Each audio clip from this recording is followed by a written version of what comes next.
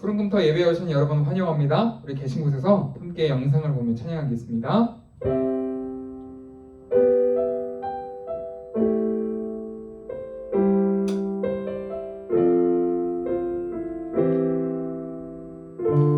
내 안에 가장 귀한 것, 내 안에 가장 귀한 것 예수니라.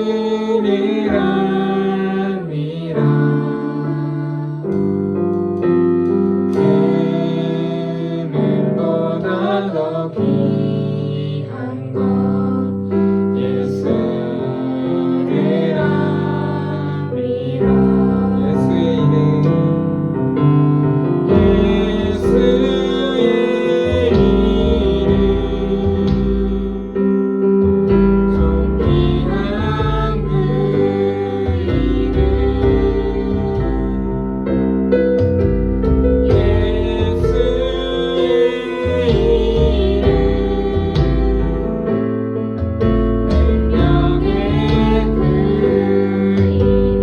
예수의 이름,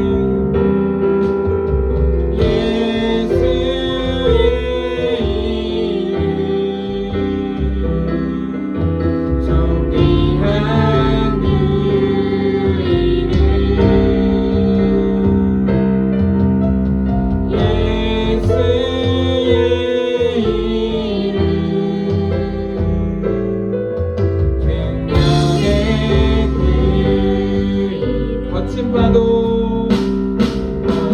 파도 날 향해 와도 주와 함께 날아오르리. 높은 가운데 나의 영혼 찬양하는 주를 보고. 여자 친구들만 한번 처음부터 고백하겠습니다. 축복의 품으소서.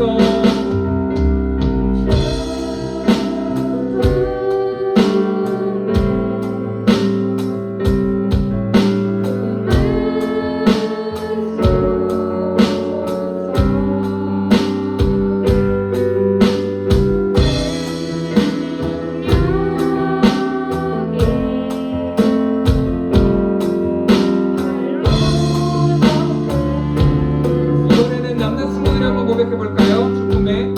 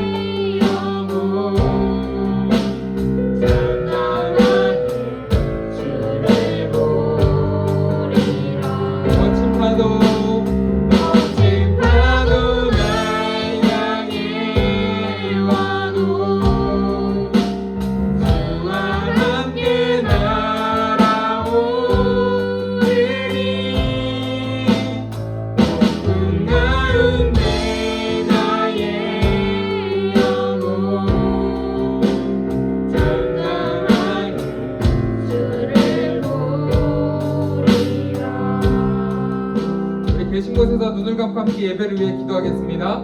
여러분, 짧은 예배 영상이지만 이 영상 예배를 통하여서도 주님은 우리와 함께하고 계시고 우리를 품어주고 계십니다.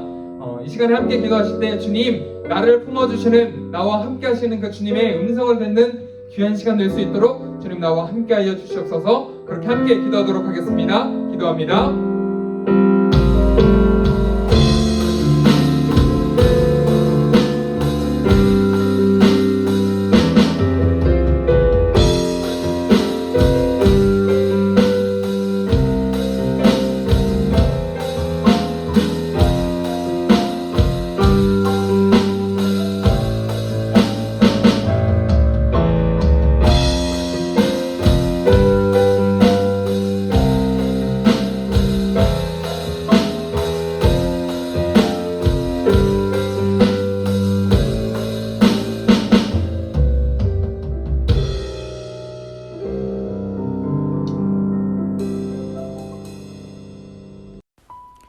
함께 사도신경으로 우리의 신앙을 고백하겠습니다.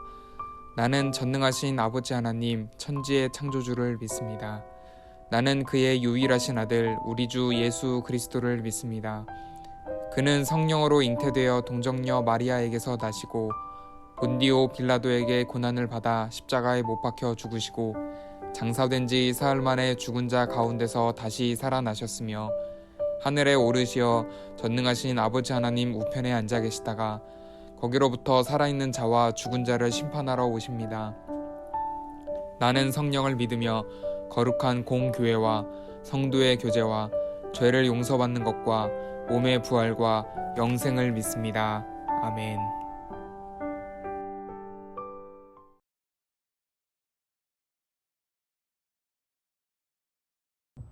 여러분, 노량진 수산시장이나 자갈치 시장 같이 대형 수산시장에 가본 적이 있으십니까?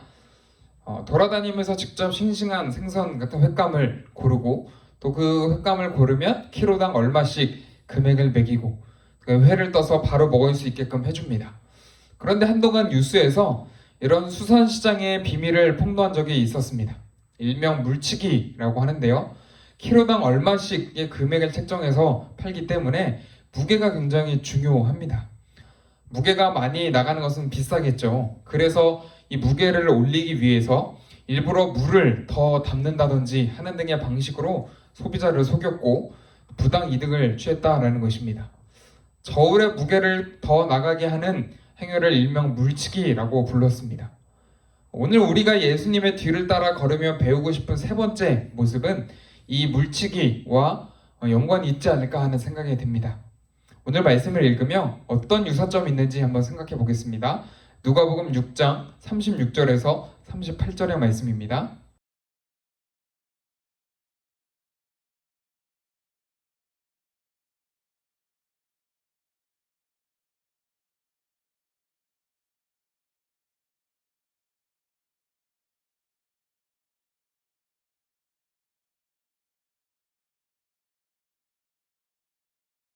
오늘 말씀은 그리 어렵지 않습니다.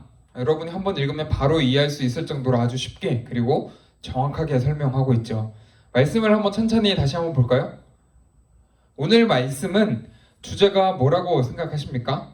비판, 정죄, 용서라는 단어가 등장을 하죠. 명확하게 설명을 하고 있죠. 오늘은 다른 사람을 비판하지 말라라는 말씀이구나. 맞습니다. 다른 사람을 비판하지 말라라는 게 핵심 내용입니다. 그러면 설교 끝? 조금 더 자세히 설명을 해볼까요?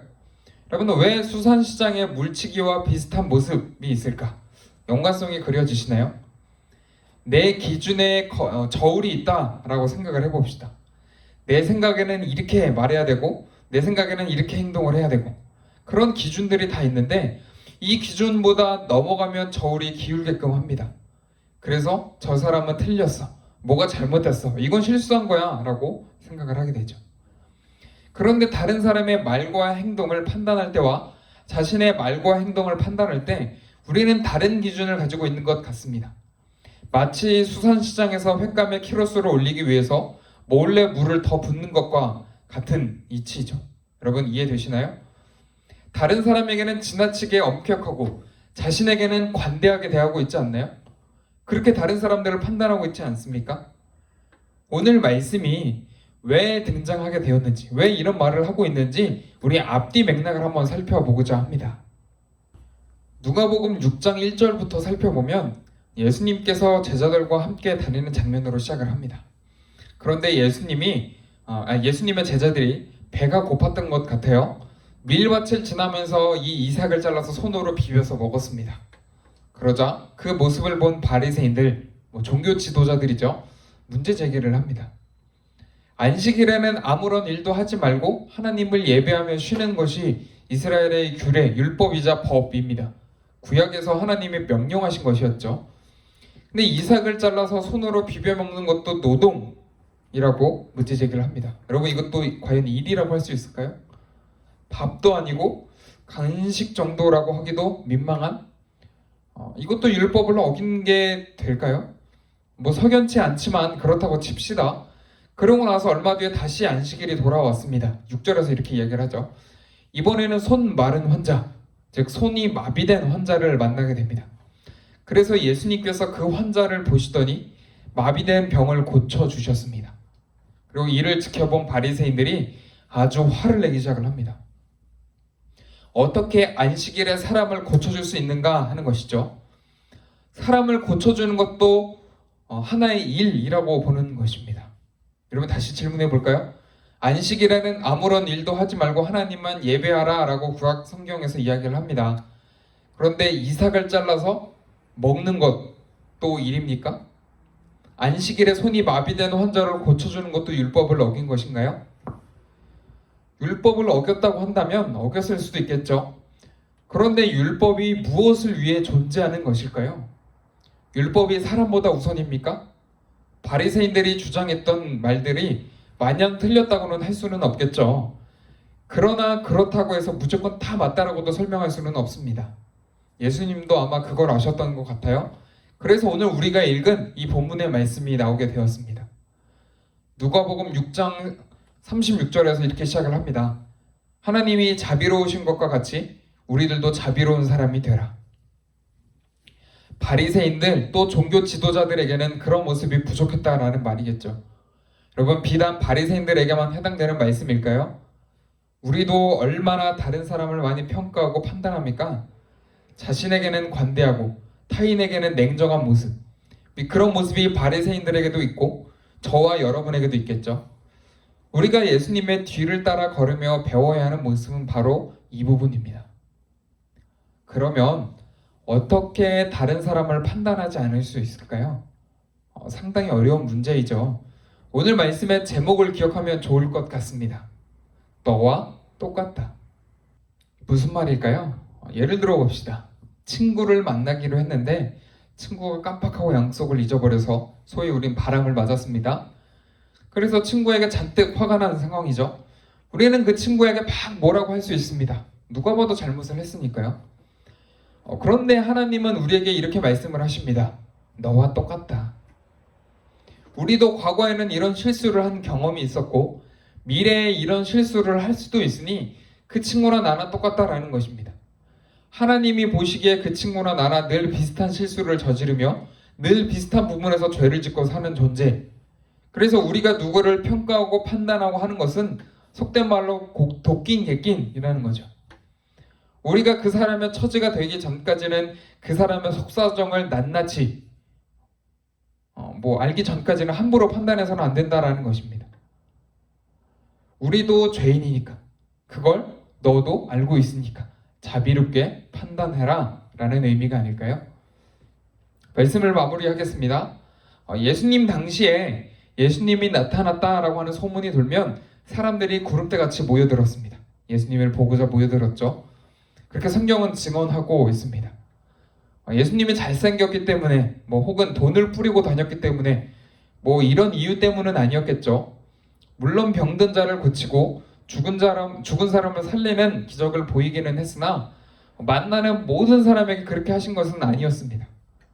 사람들이 예수님을 따라다녔던 이유는 이런 넘치는 사랑을 주셨기 때문이 아니었을까요? 서로가 비판하고 정죄하기 바쁜 시대에 덮어주고 안아주고 이해해주는 존재가 있다면 우리도 따라가지 않을까요? 우리가 헤아리는 그 헤아림으로 우리도 그 헤아림을 도로 받는다라고 성경은 이야기합니다. 조금 더 너그러운 마음으로 이해하려고 노력하며 살아가는 여러분 되기를 주님의 이름으로 축복합니다. 이 시간에 우리 말씀을 기억하며 함께 기도하겠습니다. 함께 기도하실 때 예수님 판단하고 비난하고 정죄하는 저울이 아니라 덮어주고 인정하고 이해하는 따뜻한 존재가 될 수 있도록 도와주세요. 그렇게 말씀을 생각하며 함께 기도하겠습니다.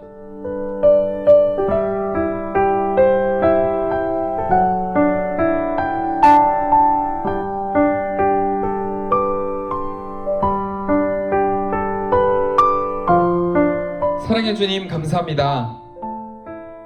오늘 말씀을 통하여서 남을 비판하고 정죄하는 모습이 늘 우리 안에 있었음을 깨닫게 됩니다. 그러나 주님께서 우리에게 말씀하시는 것처럼 내가 비판하는 그 사람이나 나나 똑같고 하나님 보시기에 나나 그 사람이나 똑같은데 더 이상 비판하지 말아야 한다라는 것, 하나님 우리가 그것을 깨닫고 삶에서 실천하며 살아갈 수 있도록 도와주시옵소서. 우리가 헤아리는 그 헤아림으로 하나님께 우리 또한 헤아림을 받는다라는 것을 기억하며 따뜻한 예수님의 마음처럼 우리도 따뜻한 마음을 품고 살아갈 수 있도록 은혜 더하여 주시옵소서. 우리 가운데 함께 하시는 주님께 감사드리며 귀하신 예수님의 이름으로 간절히 기도드립니다. 아멘. 제가 축도로 예배를 마치겠습니다. 이제는 우리 주 예수 그리스도의 은혜와 하나님의 사랑과 성령의 교통하심이 예수님을 닮아 따뜻한 마음으로 인정하고 덮어주며 살아가기로 다짐하는 모든 푸른컴터 친구들 그리고 선생님 머리 위에 이제로부터 영원히 함께하옵시기를 간절히 축원하옵나이다. 아멘.